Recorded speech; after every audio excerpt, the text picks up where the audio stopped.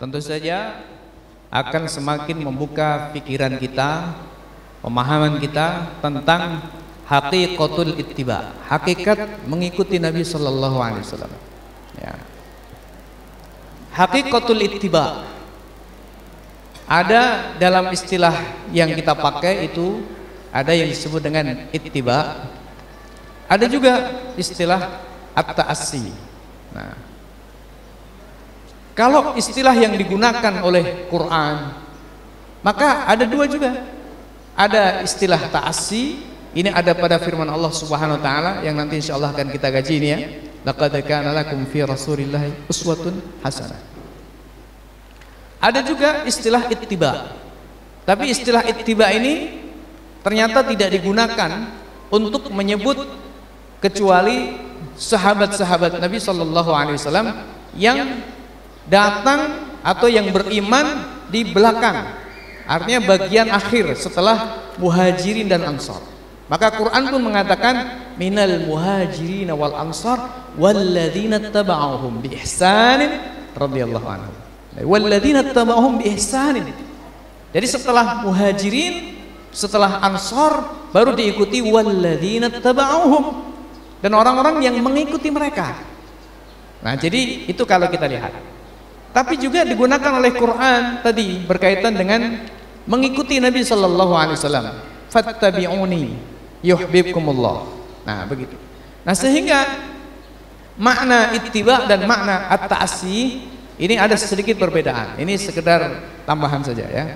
Ittiba mengikuti ini tidak selalu disertai dengan adanya penerimaan secara pemikiran. Ada kalanya tidak selalu disertai dengan kesenangan di dalam hati. Ittiba. Jadi ittiba ini lebih kepada zahir, Sedangkan ta'assi, uswah, orang menjadikan orang sebagai uswah, sebagai qudwah, itu maknanya di dalam hatinya sudah harus full dulu kecintaan dia kepada orang yang diikuti. Sudah harus full dulu penghormatan dia kepada orang diikuti. Sudah harus full dulu keagungan orang yang diikuti di dalam hatinya. Maka ketika Allah Subhanahu wa taala mengatakan laqad kana lakum fi Rasulillahi uswah, Allah tidak mengatakan misalnya laqad kana lakum fi Rasulillahi taba, misalnya tidak begitu ya. Tapi uswah. Kenapa? Karena meniscayakan iman, meniscayakan mahabbah, dan meniscayakan mengikuti apa yang kemudian dibawa oleh Rasul sallallahu alaihi wasallam. Nah, berkaitan dengan ini saya sedikit mengkajinya dari sisi bahasa. Tadi Ustaz Labib juga mengkaji ya. Tapi saya agak sedikit beda. Tidak apa-apa, biar beda memang. Nah, kata-kata laqad kana lakum fi Rasulillahi uswatun itu kalau dalam bahasa Arab, ya ini dalam istilah ilmu balaghah namanya tajrid. Tajrid itu artinya apa? Sebenarnya cuma ada satu orang, tapi diibaratkan seperti ada dua orang, atau ada satu benda tapi diibaratkan seperti ada dua benda. Itu biasa tajrid. Dalam istilah-istilah syair-syair Arab, biasa dia itu mengatakan kepada dirinya sendiri, membayangkan bahwa ada orang lain di depan dia terus diajak bicara. Itu istilahnya tajrid. Nah, di dalam ungkapan Al-Quran laqad kana lakum fi Rasulillahi uswatun hasanah, kata uswah itu sebenarnya sifat, sehingga asal susunannya adalah Rasulullahi uswah. Rasulullah adalah uswah, begitu asal susunannya. Seperti kita mengatakan misalnya Ustadz Fadli asadun, beliau adalah singa, ya begitu. Kalau bahaya kalau saya ngomong kucing, bisa kualat ya. Ya, kucing raksasa begitu. Ustadz Fadli asad, misalnya seperti itu. Ustadz Fadli adalah singa.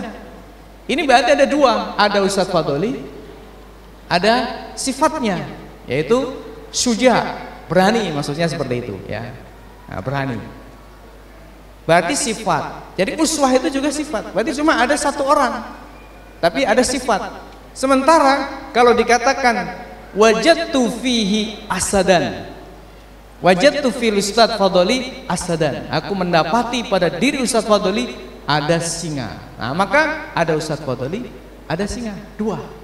Begitu pula kalau dikatakan Rasulullah uswatun, Rasulullah adalah uswah, maka maknanya ada Rasul, ada sifat. Tapi ketika dikatakan laqad kana lakum fi Rasulillahi uswatun, maka seolah-olah ada dua, ada Rasulullah, ada uswah, dan yang uswah itu kemudian menyatu pada diri Rasul Muhammad sallallahu alaihi wasallam, dan ini oleh orang Arab biasa dipakai dalam rangka mubalaghah, dalam rangka mubalaghah ini dalam rangka benar-benar untuk menyangatkan, untuk memberikan penekanan bahwa uswah yang ada pada diri Rasul Muhammad sallallahu alaihi wasallam la kal uswah fi ghairihi, tidak seperti uswah pada selain Nabi Muhammad sallallahu alaihi wasallam. Oleh karena itu maka ditambahkan oleh Allah dengan tambahan sifat lagi, hasanah, uswatun hasanah. Sebab uswah itu ada pada diri Ustadz Fadli, ada uswah. Ya, beliau punya sifat-sifat yang baik tentunya, yang perlu patut kita tiru, misalnya uswah namanya. Sementara pada Mas Andi Zulfan mungkin juga ada, teman-teman yang lain semuanya insya Allah juga ada.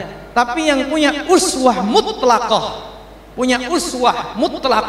itu hanya Rasul Muhammad sallallahu alaihi wasallam. Nah, itulah kenapa Allah Subhanahu wa taala mengatakan laqad kana lakum fi Rasulillahi uswatun hasanah.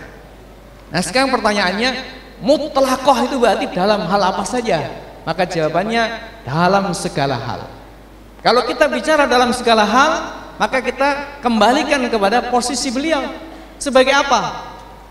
Maka Allah Subhanahu wa taala pun di situ mengatakan laqad kana lakum fi Rasulillah, bukan laqad kana lakum fi Muhammad, tapi fi Rasulillah. Berarti sifat beliau sebagai hamilur risalah, sebagai pembawa risalah, yakni sebagai rasul. Berarti ini berkaitan dengan masalah risalah. Nah, kalau kemudian berkaitan dengan masalah risalah, artinya adalah Islam, maka Islam ini mencakup segala aspek kehidupan, mencakup segala dimensi kehidupan, maka berarti Rasul Muhammad sallallahu alaihi wasallam adalah uswah dalam segala dimensi kehidupan. Nah, kalau Islam itu menurut sederhana pembagian yang dilakukan oleh misalnya Syekh Taqiyuddin An-Nabhani, al-Islam ad-dinul ladzi ja'a bihi Sayyiduna Muhammadun sallallahu alaihi wasallam yunazzimu alaqatal insani bi rabbih. Islam adalah agama yang Allah Subhanahu wa taala turunkan atau dibawa datang oleh Rasul Muhammad sallallahu alaihi wasallam untuk mengatur manusia, alaqah manusia, hubungan manusia dengan Tuhannya, yang mencakup ibadah, mencakup iman, mencakup amal-amal, ya, mencakup ibadah lah sederhananya.